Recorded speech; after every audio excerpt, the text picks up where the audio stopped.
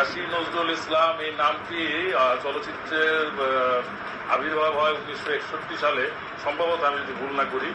আসিয়া ছবিতে সহকারী পরিচালক হিসেবে পাতেল আলী সাহেব। তারপরে দীর্ঘদিন তিনি চলচ্চিত্রে কাটিয়েছেন।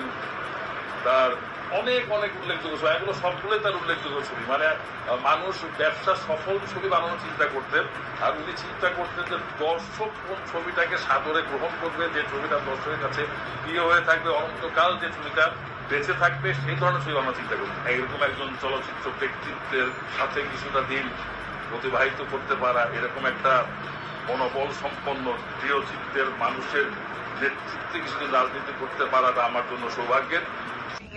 কাজী নজরুল ইসলাম, আমি একজন চলচ্চিত্রকার। আপনার প্রথম ছবির নাম বলেন।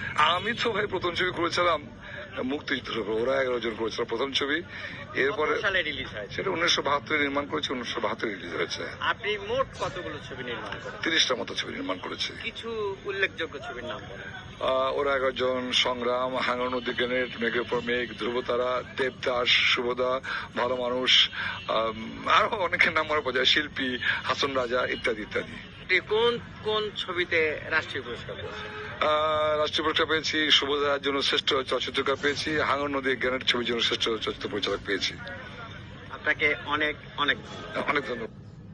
কাশি ভাইয়ের সাথে কাজ করেছি অনেক, 5টা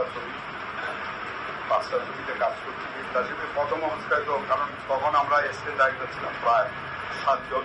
কাশি ভাই কাজ করে এই জিনিসটুকু আমি অর্জন করি, সেটা হচ্ছে সাহসিকতা।